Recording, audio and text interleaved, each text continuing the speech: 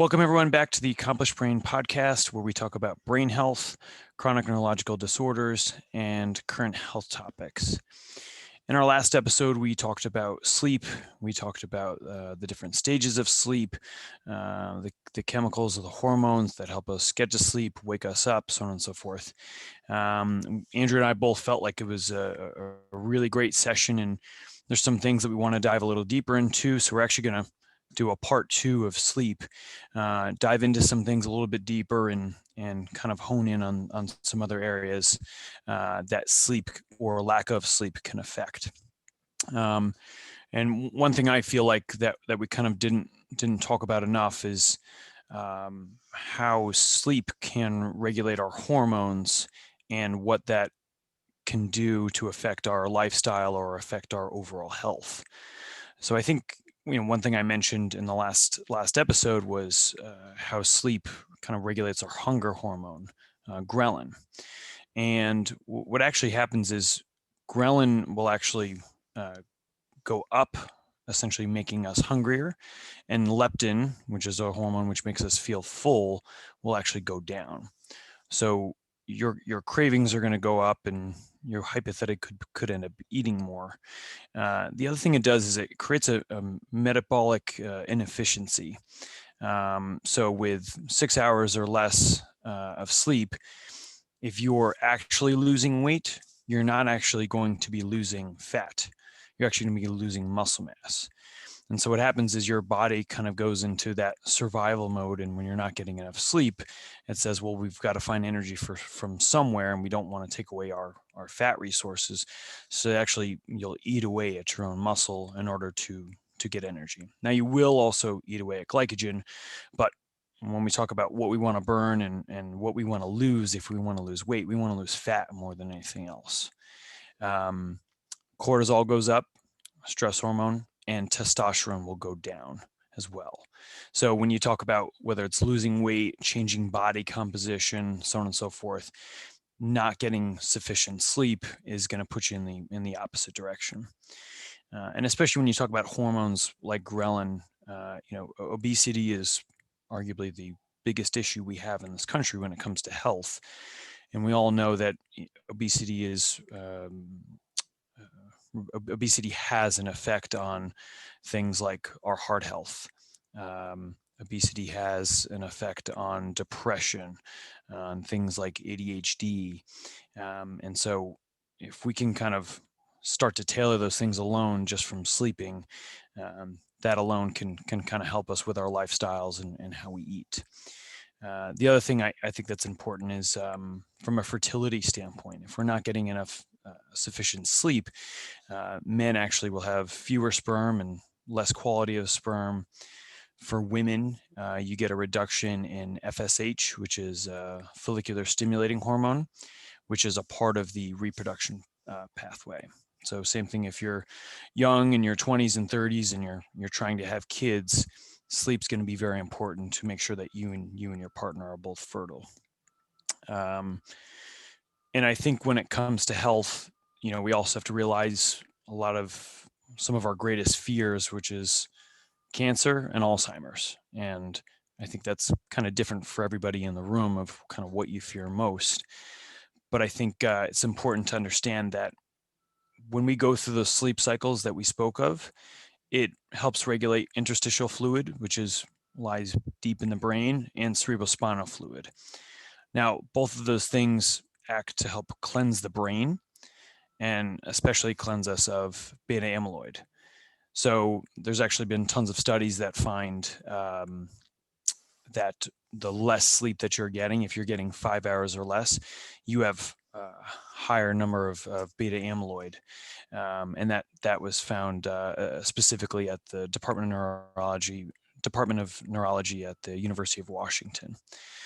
For me personally, Alzheimer's is one of my greatest fears, and I think doing something as simple as sleeping to avoid getting those beta amyloid plaques is a really easy thing to do. And also, when we talk about things like cancer, so we all know that sleeping helps our immune system get stronger. It helps us develop more T cells, so on and so forth. But I think one really interesting thing is that an interesting fact I found is that after one bad night of sleep, our natural killer cells go down by 70%. So natural killer cells are kind of like the Navy SEALs of our immune system. They're very precise, they're very targeted, they're very strong. And basically what they do is if they find whether it's a toxin or a bad molecule, they'll inject it, they'll attack it to try to kill it.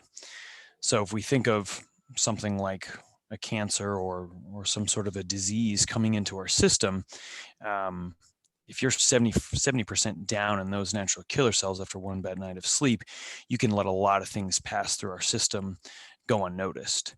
And just as a side note, I do think it's important to know we all have cancer living inside of us, but if you have a healthy immune system, it'll never metastasize and become anything.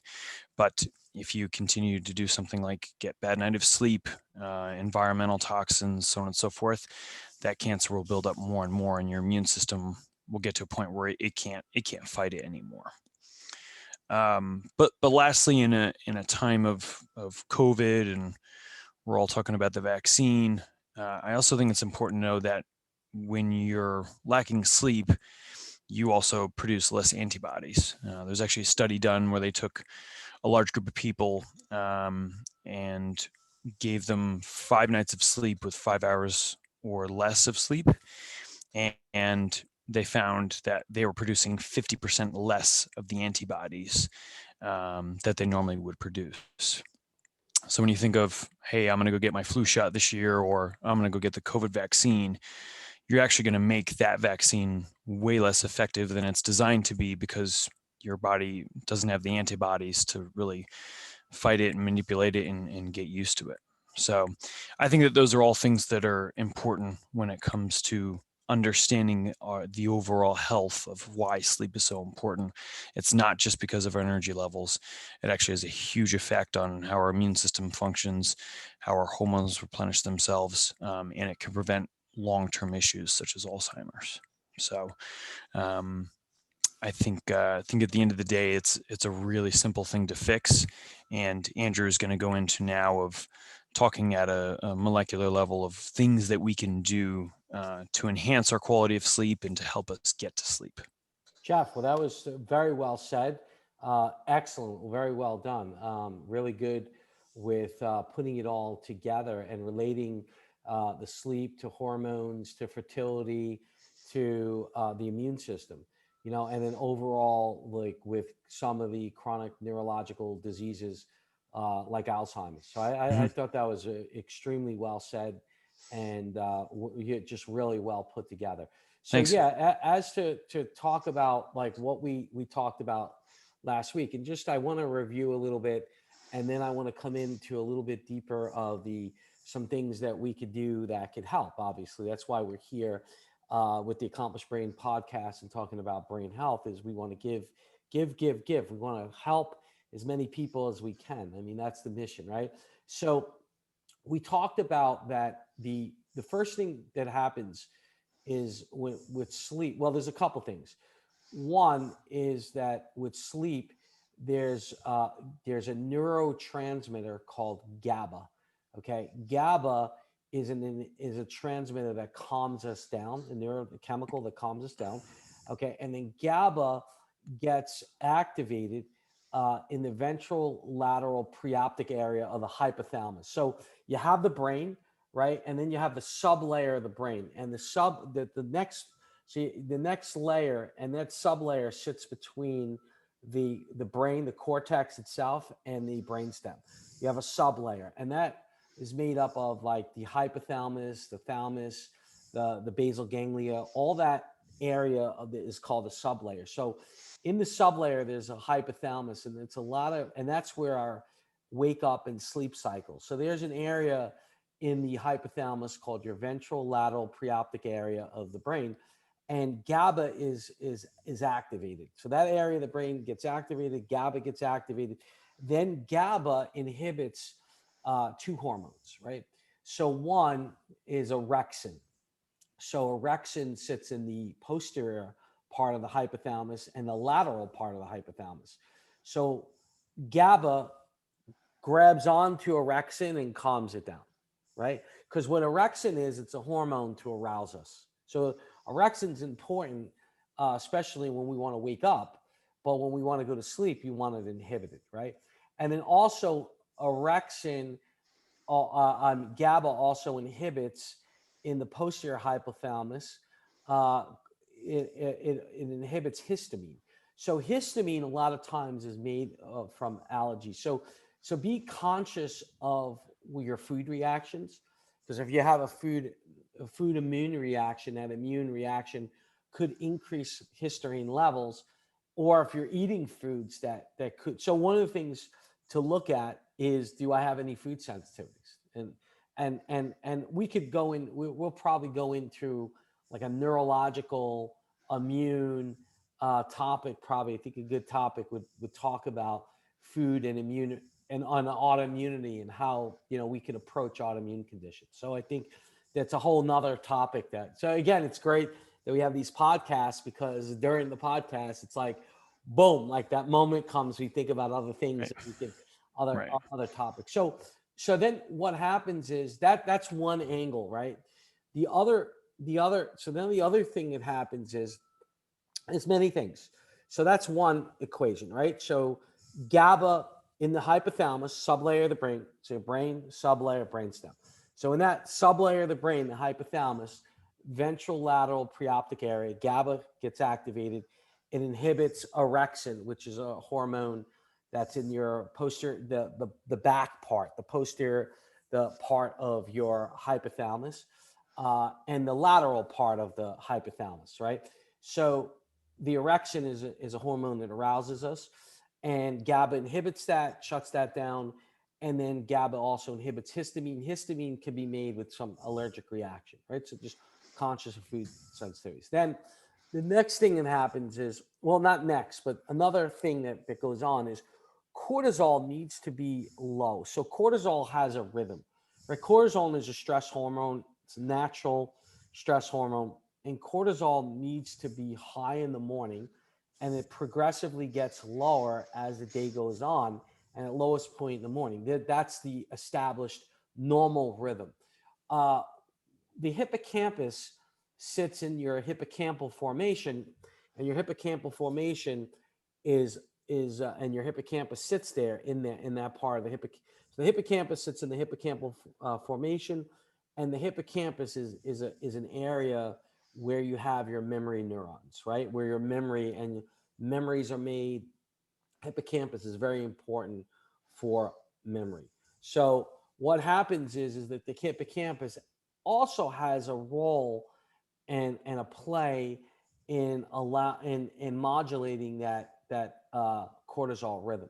So again, when you see cortisol rhythm off, you're so you just think about this whole like, and we talk about functional, right? And it's interesting that Jeff and I have been in the field for a long time, and everything we talk about is functional. And what functional means is that one area connects to another, which connects to another, which connects to another. So it's like a domino effect. So when you're actually looking, you have to when you work with clients, whether it's a musculoskeletal injury, whether it's a brain injury, whether it's a nutritional biologic issue that's going on. And a lot of times, the more depth your therapist is, so your therapist knows about brain, your therapist, well, I say this, your therapist comes in with good consciousness and energy, he's going to help you. Your therapist knows about brain, your therapist knows about uh, nutrition, and your therapist knows about exercise, and they're good at those things and how to put everything together functionally, and you do the work and listen and give your therapist or trainer good feedback, you're gonna have a good chance to get better and improve. I mean, because all those systems look at things in a functional way. One area is connected to another area, right? So when you look at sleep, when you have that lack of sleep, that's going to affect hormones. That's going to affect memory. That's going to affect immune system. That's going to affect cortisol, which is part of your hormones. That's going to affect heart. So it's like that cortisol is going to affect blood sugar, which is going to affect, cholesterol. So it's like getting that sleep under control is not just, hey, do I fall asleep, but I'm affecting many different systems. Okay. So when we come in, we said that cortisol needs to be high. It's high in the morning, gets lower every time, gets lowest at night. When cortisol is low, melatonin is going to be high. Okay. So melatonin, you need high to dull the pineal gland to allow yourself to further the fall asleep.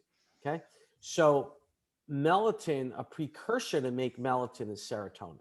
So again, think about this: serotonin levels high, melatonin high, and then cortisol is low. So you got to look at that, and melatonin being high is looking directly on how serotonin. So serotonin and cortisol play like a huge role. Then we talked about like the sleep, all your neural. So again, in the beginning to fall asleep, you need the serotonin, right, to get activated to make a precursor to make melatonin. Then it dulls the pineal gland. Then eventually, all your transmitters, once you start to fall asleep, the 1 to 3 range of sleep, all your neurotransmitters start to uh, relax. Serotonin, dopamine, norepinephrine, acetylcholine, right? So then once that happens, and you're going from that sleep, so you fall asleep, you get to stay asleep, and then you're going into sleep to the last stages of sleep, which is your REM sleep. And again, as Jeff pointed out, you're going back and forth from different stages all night long. So you just don't stay in one stage. So the REM sleep, there are two things that are very important with REM sleep is that acetylcholine is actually being activated, right? And then the uh, next thing is that your your REM, and REM stands for rapid eye movement. So your frontal lobe and your brainstem, and you're actually doing eye movements called saccades. Now, the question is, how can you do eye movements? This is very important. And I wanted to this keynote that I wanted people to, how can you do eye movements with your eyes closed? Because a saccade basically lasts, the saccade lasts 100 milliseconds.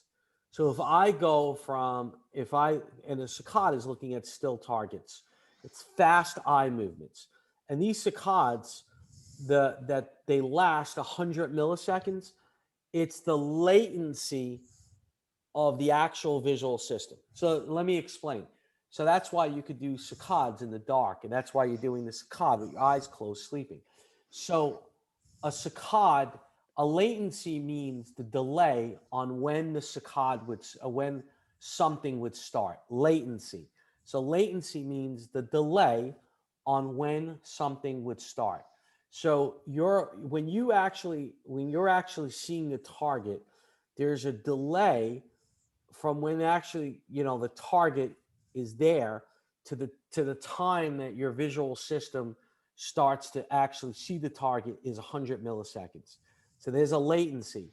So the saccade only lasts 100 milliseconds. So it's time the saccade finishes, the actual onset of the visual system comes on, because the visual system, there's latency, meaning that the time that the visual system starts to kick in is at 100 milliseconds. The saccade only lasts that long. That's why you could do saccades in the dark, or you could do saccades in the light. So when the eyelids are closed, you're rapidly firing the eyes, and that's why it's called REM. It's called rapid eye movement, which is another terminology. Is called this. They call it saccade, but I say saccade. So if I'm saying it wrong, I'm saying it wrong, but that's how I say it. But it's SACCADE. So maybe a neurologist, if I am saying if it's saccade, I'm sorry, but I'd say it's saccade, but it's okay. But yeah, and that saccade is very heavily looking at your frontal lobe and looking at your brainstem. Depending on, most of the time, you're probably going to be doing horizontal saccades. So it's going to be looking at the pons. If you were doing vertical saccades, it look at your upper brainstem called your mesencephalon. Okay. So with that, so we kind of went into like a review of how you fall asleep. Now, important to stay asleep is to make sure that blood sugar is maintained. So I want to talk about like some of the things we could do, like to mean. So let's talk about let's break down some of the mechanisms that we could do. And as we Jeff and I talked about, we're very mechanism based therapies, right? Or mechanism based podcast or mechanism based when we talk. We really like to break down, and why do we do that is because when you have the foundation of the mechanism, you know how things work. So once you when they're not working the way you want, you have a foundation of where the mechanism is broken down, and you could get really creative to figure out how to fix that mechanism. So let's start with the cortisol. Well, let's start with like the cortisol rhythm. So the first things I would say is if you're having problems sleep, one, I would look at your stress level, right? So, how is your stress level? The second thing that I would look at is if you're going to do a cortisol test, and I'll share this just from my experience. This is personally, now this doesn't, it's not the end all be all. So I want you to share, this is just personal experience. One of the best ways that I have found to look at cortisol is to look at it from a saliva base. Now, there's doctors out there that they do it from a blood work. I think the best way to do it is saliva based. One of the, and when you look at cortisol, and the reason why I like saliva based is because when you're looking from these panels, now there are different companies. One company that I've used over the years. They're out in the state of Washington. It's called Diagnose Tex, Diagnos Tex, Tech. So Diagnose Tech is a really good company, and they provide a lot of really nice testing, especially saliva for hormones. Now, with saliva, it's really good because you could do the saliva test at 4 different times.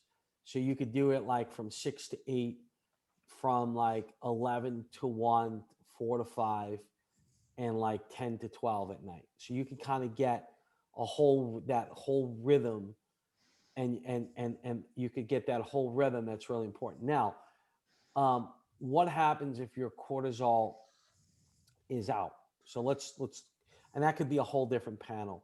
A whole different podcast. But for the most part, if it is out, you want to know, is the cortisol, when it's out, is it high or low? That's very important, right? What your overall, so when you do these panels, they'll look at what your cortisol was from the in that in those 4 different times that you take it. So each time they'll give you an overall cortisol output. Reason why that's important is it looks at the whole gland itself, how the gland is, and the gland might need support, which we will probably go into. But for the most part, there are things that you could do. So again, one of the supplements that's really good is GABA. So again, we need GABA for so and it depends. It depends on where the gland. If the gland is completely off and it's fatigued, you want to probably give some norepinephrine as a supplement. Okay, if the gland is firing really high, you probably want to give some GABA. But I think Jeff and I should go through a whole really podcast specifically on stress and cortisol itself and strategies. But for the most part, one of the things you want to do now, things that I think are that will help the stress. So remember, stress could be emotional, stress could be physical, so you're working out too much, or stress could be physiological. And usually the physiological stress is problems maintaining blood sugar, problems with food sensitivities, eating maybe too many carbs, lack of exercise. Those are usually your physiological things that will cause a stress response. So, an important factor, and again, these are other podcasts that I'm thinking down the road that we should probably do, is a whole podcast on food sensitivities. Okay. Because food sensitivities are going to affect your immune system. Food sensitivities are obviously going to affect inflammation. Food sensitivities are going to affect your cortisol, which again is going to affect your blood sugar, and so on and so forth. So, again, looking at food sensitivity, there's a company that I like. It's a blood test, and it's called from Cyrex Labs. It's their Array 10, Cyrex, Cyrex, one of the top lab companies, and they have a great blood test that looks at their food reaction, the immune system's reaction to certain foods. So it's called raw versus cooked, food glues. I mean, they have a lot of really, they're looking at lectins, they're looking at gluten. I mean, really, it's a very, very thorough panel and very helpful. So again, and we talked about food sensitivities, one for cortisol, but then food sensitivities, if and especially if you eat them, could increase your histamine levels, which can affect your ability for the GABA to inhibit because your histamine levels could be too high, and that could hinder you from you know falling asleep. That could be like an issue. Okay, so we talk. So cortisol. Some of the things also is making sure like the gut is and making sure your prebiotics is in your system. So prebiotics, some of the things that I think are really helpful, and some of the things I do is resistant starches. So what happens is there is starch from raw bananas and raw potatoes, and you say to myself, "What do you mean? Bananas and potatoes have like are really are starchy type foods. But when they're raw, when it's in its raw form, and you make a supplement in its raw form, or if you take those potatoes or rice and you make it cold for about 12 hours, it turns into a resistant starch. What happens is that that that nutrient, that starch bypasses the small intestine and goes right into the colon and colonizes the colon, where it's like a prebiotic and it feeds the good bacteria in your colon. So bypasses the small intestine. So it acts as like a really good fiber. And the research on resistant starch, what happens is you make a byproduct, a small chain fatty acid called butyrate. And butyrate, the research around butyrate is unparalleled for lowering inflammation, for getting improving immune system, improving blood sugar, decreasing cholesterol, overall, reducing inflammation and getting the gut, getting the gut, the bacteria of the gut.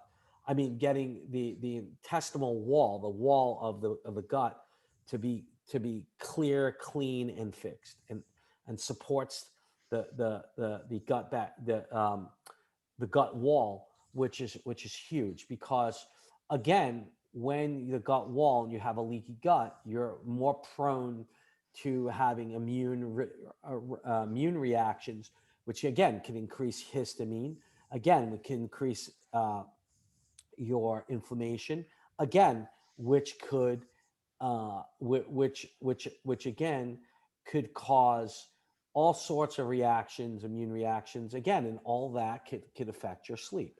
Okay, so I think some of the things with cortisol is one, doing a cortisol test, a 4-point cortisol test 4 times during the day, saliva. You could do many different company that I use and I've used in the past, saliva test, diagnose tests from the state of Washington. Okay. If you have a cortisol problem, you want to look at, is it out of range at a certain time? If it's high, you might want to give some kind of GABA in that time period. If it's low, you might want to give some kind of norepinephrine. And then there's type of glandular, there's type of nutrients that could support the gland itself, and we'll have a separate podcast and we'll go over that. Okay, so there's your cortisol. Now we want to talk about serotonin, because remember, cortisol has, so let's break down the mechanism. So we worked on cortisol. Now we have to work on the serotonin, the melatonin. So we know we know you can take a supplement that can increase your melatonin levels, right? A melatonin supplement, right? A lot of people have done that. Um, we know that you could take 5-HTP, right? Because that increases serotonin, 5-H. So let's say, how do you make serotonin? It's really, really, like really important, right? So I'm going to go into a couple of those ways on how that you make serotonin. So one, tryptophan. So tryptophan turns into 5-HTP, which turns into serotonin. An important factor. This is important. Now, here's the thing. Here's some of the questions that could show that you have lack of serotonin. Do you have loss of pleasure in hobbies? Do you feel overwhelmed with ideas to manage? Do you have feelings of inner rage? Do you have feelings of inner paranoia? Do you have feelings of depression? Do you feel like you're not enjoying life? Do you feel lack of artistic appreciation? All those questions, if any of those, there could be a potential that you might not have serotonin. Now, enough serotonin. Now, serotonin, tryptophan turns into 5-HT, which turns into serotonin. So first, let's break down tryptophan. So foods that have a lot of tryptophan: chicken breasts, spinach, okay, lamb, grass-fed beef, grass-fed liver, wild salmon, shrimp, halibut, all of those scallops, wild scallops, all of those make tryptophan. So you could get tryptophan in food. Then you need 5-8 tryptophan turns into 5-HTP, which turns into serotonin. In order to get that equation from tryptophan, 5-HTP to serotonin, that three-man basketball team, right? Because tryptophan, 5-HTP, ultimately we make serotonin. We need good blood sugar. So again, what happened to our talk that we had with sleep? We said to stay asleep. We said what? Manage blood sugar. So here's where that blood sugar comes. So we said proteins and fats help stabilize blood sugar. Proteins and fats. So proteins. So having like a protein powder. You can have pea if you don't if you're allergic to pea. You can have a bone broth, a grass fed. If you could tolerate whey, you could have a grass fed whey. So again, protein, good fat, olive oil, coconut oil, almond butter, avocados, avocado oil. These are all good fats. Proteins and fats help stabilize blood sugar. So you can have like an if you don't react to the almonds, right? You can have almond butter and like celery or something that has protein and fat in it, right? So again, stabilizing the blood sugar. Then you want to look at iron, right? So you have tryptophan. We said we could get that in food, right? We said tryptophan, you have chicken, scallop, spinach, turkey, grass-fed lamb, grass-fed beef, grass-fed liver, wild salmon, shrimp, all those wild scallops. You'll get that, the tryptophan in food. But now we need to turn the tryptophan into 5-HTP, which turns into serotonin. So we need good blood sugar. So we talked about proteins and fats. We talked about now iron. So you could get iron in your grass-fed meat. You could get iron in spinach. Okay. But here's a kicker. Some people have autoimmunity, right? And they have a condition called pernicious anemia. So basically, they have a problem with the intrinsic factor in their gut to be able to absorb the iron. So in people like that, we need to have them on an autoimmune paleo diet. We need to have them really focus on food sensitivities, immune system, right? Immune system function, vagal nerve stimulation, right? Brain stimulation, right? For the vagal nerve. So vagal nerve stimulation itself on the brain. Okay. So in that way, you want to make sure your iron levels, you want to make sure you're not anemic. So doing a blood test and looking to see if there's any anemia. B vitamins, doing a blood test to make sure that you have adequate B vitamins. Where are you going to get your B vitamins? A lot of your and then magnesium. So again, tryptophan you get in food turns into 5-HTP, which turns into serotonin. You need good blood sugar for tryptophan. So that equation, tryptophan, 5-HTP, serotonin, blood sugar, fats and proteins, iron. Make sure you don't have pernicious anemia. You're getting your iron from uh, green veg, some of your spinach, your grass-fed meats, B vitamins and magnesium, your green leafy vegetables. Okay, so if you have that whole equation working together, you can make serotonin. Now, how else can we make serotonin and improve serotonin levels? This is a great, this is where our vagal nerve stimulation comes in. So here, if we look at this is our ear clip. We put the ear clip on the left ear. We have a pad. Let me show you my pad here. And this is the TENS unit that we use. We get a TENS 7000 unit from Amazon. I think TENS Pro Net. I think the TENS unit's like $30. The ear clip tenspro.net is about $8 or $10 with shipping. It's about 20, and you get 2 of them. If you order 1, 2 of them come in. And then here's your pad. So here's your pad. Okay, here's your pad. Okay, you put your pad on the left side like this, on the pericardium, on the left side. So the ear clip goes in the tragus of the left ear. You have red because you don't want to have anything go to the heart, and you want to put it on the tragus of the ear. On the left ear is the branch of the auricular branch of the vagus nerve.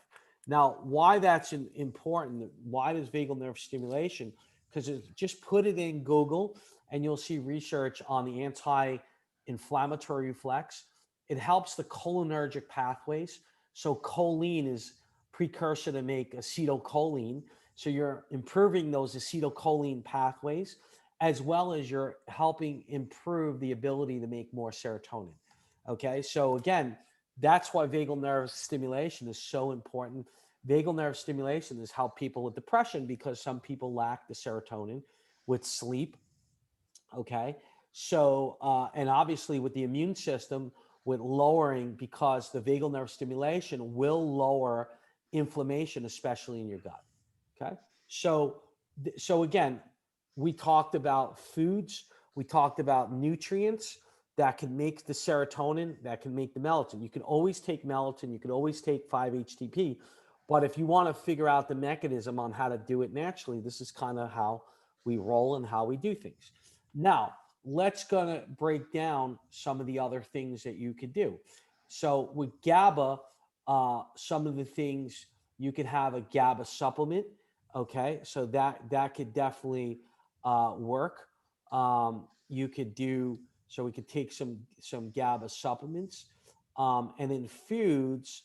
I just want to kind of go in here a little bit, and I want to share a little bit foods to help support uh, GABA. So here, foods. So some of the things are fish, beans, lentils. So those are some of the foods that can help more of, again, yogurts, prebiotics can help support, because a lot of your neurotransmitters are actually made in your gut. So the better your digestive and gut function, again, vagal nerve stimulation, prebiotics, the better your gut is functioning, the better you'll make those neurotransmitters. Okay. So another thing that will help the GABA is doing vestibular exercises. So as we talked about here, we're just going to share my screen for a sec, and we have a revolutionary software. Okay. So we have a revolutionary brain-based software. Okay. That we have specific. So we'll share this. Andrew, while you're bringing that up, just to make a quick side note, when you talk about the serotonin and the cortisol, those things are going to set up what is our circadian rhythm, right? Of when we want to go to sleep, when we want to wake up. And I just think it's important to note when you talk about that from a molecular standpoint, it kind of turns on the idea of there's a lot of people out there that don't get enough sleep during the week and say, well, I'll make it up on the weekend. Well, you'll never actually make it up because you're setting yourself up for failure because while, hey, you might be able to sleep in 4 more hours on a Saturday or Sunday, that cortisol rhythm, that serotonin rhythm, those things aren't going to change over 2 days and then be able to go back during your 5-day work week. So I think it's important for people to understand that you can't actually make that stuff up, and that you're basically going to be throwing off your own circadian rhythm twice a week if you continue to do those things. Yeah, and he's 100% right. It's a habit that needs to be like a 7 day a week habit. And I wanted to talk about so the GABA. So the GABA, we could do some vestibular exercises, which we have a software, the Accomplished Brain software, which was only available working with if you're a practitioner. This is something that we're finishing our automated payment systems and all that. But I'd say in the next probably 2+ months, we should be available to start taking practitioners on so they could utilize their software for them and their patient and their clients. We have 6 brain programs. We have a breathing program, virtual reality vestibular, which is this program. We have a virtual reality eye movement with 6 parts. We have a visual motor imagery for dyslexia, chronic pain, phantom pain. We have a sound program for balance and a 2DI program with 6 parts. So, and we're going to be adding this year, we're going to be doing virtual reality mirror therapy. We're going to be adding augmented reality probably towards sometime next year this this time next year, augmented reality reaction time training for sports performance and for Parkinson's and strokes. And then we're going to also be adding this year the ability to measure people's balance automatically, and eye movements, heart rate, pulse, temperature, and heart rate variability. So we have a great software, and we're only going to add to it. So in this case, we could have different backgrounds to drive dopamine. So we can improve GABA as well as dopamine. And this is your inner ear. So this is a balance center, but it's also projects to the brainstem and to the brain. So we use it for obviously we use a lot for balance, for a posture, but we also use it for general brain stimulation. So we have different motions that we can move people in, different degrees, different speed, different reps. So we have a lot of different cool things. Very specific. We use this for concussion, traumatic brain injury, strokes, Parkinson's, balance disorders, kids with ADHD, movement disorders, people with autoimmunity, and people who have problems sleeping. So we use it for many different. And it's a very simple. We use a headset that's like a $30. The prices do change. So if I say it's $30, it's probably that's what Amazon is charging today. Because Right. we've had times where we have driven the demand up for these headsets that sometimes they were started at 30 and then they went up to 60 because the demand, and obviously that when the demand goes up, the price usually goes up as well. Sure. So we could do vestibular work. We could do vagal nerve stimulation. The other thing I want to share with you that's very powerful is that could calm the nervous system down and improve the parasympathetic function is, so a couple things. One is foods we talked about that at night that could drive, besides the protein and fats, getting more magnesium in your system. So, and getting more potassium. So magnesium basically stimulates so you have 2 parts of your autonomic nervous system, right? Autonomic is heart rate, pulse, temperature, oxygen. These are all digestion. These are all autonomic. So you have your autonomic, you have ones that really rev you up and drive, and another, which is your sympathetic. part of your autonomic system, and then your parasympathetic, which basically calms you down. So your parasympathetic is very important for sleep, for rest and digest. So vagal nerve stimulation is really good. But for foods, like getting magnesium and potassium. So magnesium stimulates, activates the parasympathetic. So magnesium inhibits the sympathetic system, and potassium activates the the the parasympathetic. So they go kind of hand in hand together, right? So magnesium inhibits the sympathetic system. So the sympathetic magnesium says up, calming you down. And then potassium stimulates the parasympathetic system. So magnesium is good because it takes that sympathetic and drives it down, and then the magnesium and the potassium drives the parasympathetic, so you further drive yourself down. So green leafy vegetables. So at night, sometimes things are a good meal, and I do this at night. Is chicken breast. So think about this, right? Chicken breast, you got your protein. Chicken breast, you got your tryptophan, right? Then you go in and you say, I want to get some additional fats, a little avocado, right? Then I want to go in and I want to get like an arugula salad over a little over with a little olive oil. So I got a little further. I got the omega-9 fats coming from the olive oil. I got the omega-9 fat coming from the avocado, right?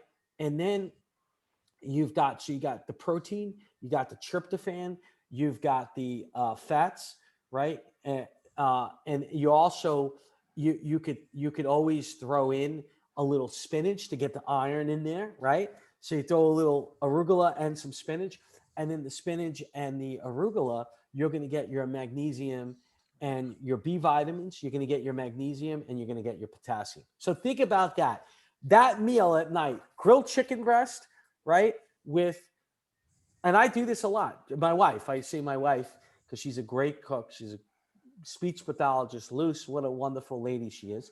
And Jeff has a great wife, Kristen. I always have to mention her because she's a very special lady as well. We both very lucky Thank you. guys to have Thank you. Yes, we special are. wives. But you have grilled chicken, right, which gets your protein. So we said protein and fats, avocado. You get your olive oil, protein, fat, stabilize the blood sugar. In addition, the chicken breast has tryptophan. So now you get your tryptophan, your equation to start your serotonin. Then you come in and you say, okay, I'm going to have my tryptophan and I'm going to throw in a little arugula and spinach. And now I've got my iron and then I've got my B vitamin and magnesium, right? And then I can make my serotonin. Then I could get off my dinner.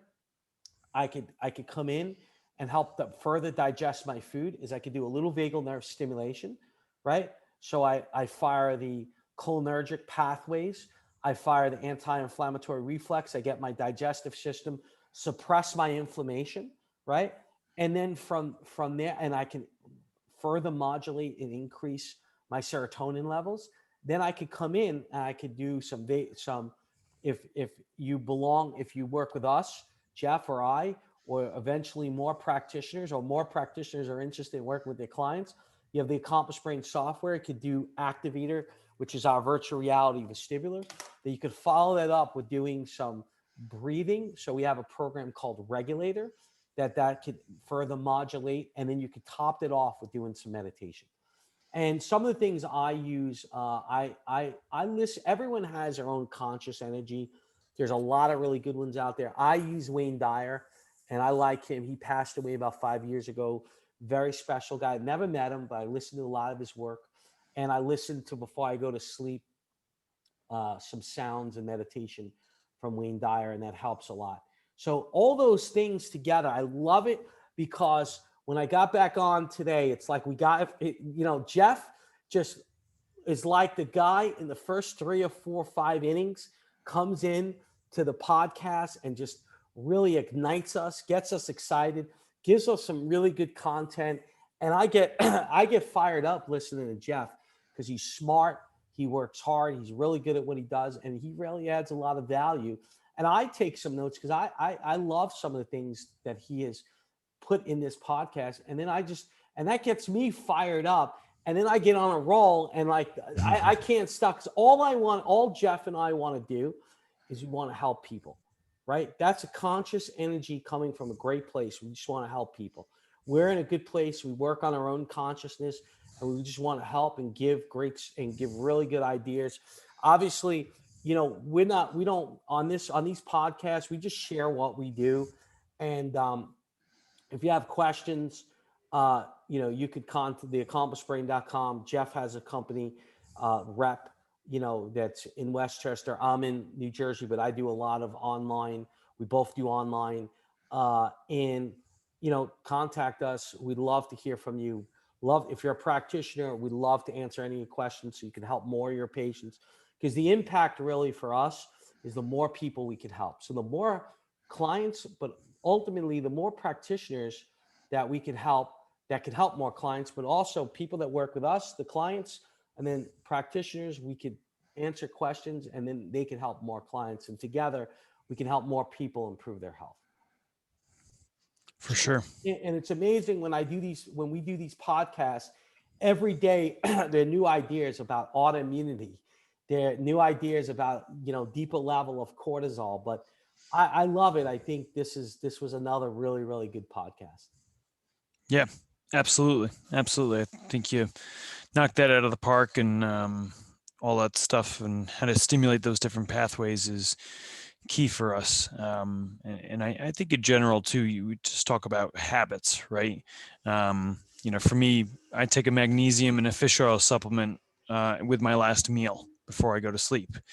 And I think in general too, like meditation's fantastic to do. As you know, Andrew, I do Eldoa before I go to sleep, which is good for me in managing my back, but also too, it's an isometric contraction, so it stimulates 1B gated afferentation There and you go. really helps calm myself before I go to sleep. There you go. There you go. So I want to reiterate. Yeah. So Jeff is, I've been exposed, and Jeff probably even deeper than I have. Eldoa, it was started by a French osteopath to elongate the segment of the spine. So a great osteopath, Guy Voyer from Marseille, France. We both have learned from him tremendous knowledge in osteopath and with physiology and biomechanics. And so he created this. But what was interesting was when Jeff and I got together with the neuroscience stuff, we realized that what you're doing is the mechanoreceptors in the spine are 1B receptors. So remember, we talked about the body works with receptors. That's how the nervous system communicates and does different actions. So different things, different parts of function have different receptors. That's how the nervous system has to work, right? It's electrical system, right? So there's receptors in the spine, in the joint, called joint mechanoreceptors. When those get stimulated, they activate a 1B gated afferentation. Gated means to inhibit. So it calms this. So not only when you do these spine stretches that Jeff is, if you need a lot of or want to learn more about that, Jeff is a great guy to contact. Jeff Rose at Reps is a great guy to contact. Jeff here, who's doing the podcast with me, and he knows a lot and can help a lot of people. And what they'll do, not only will they help to improve the functionality of the spine and the fluidity of the spine, especially, and if you have any disc issues, tremendous amount of work. Yeah, And best. it could get very isolated with the very segment. There's a stretch for every segment, but it'll also fire 1B gated afferentation, and it'll calm the system down. So doing it at night it'll just be a home run. So, or after your workout, so just a home run. Definitely. Well, great. I think that was great, Andrew. Thanks so much for everyone for joining us today, and we're looking forward to next time. Great. Yep. We're looking forward to next time. Thank you, everybody.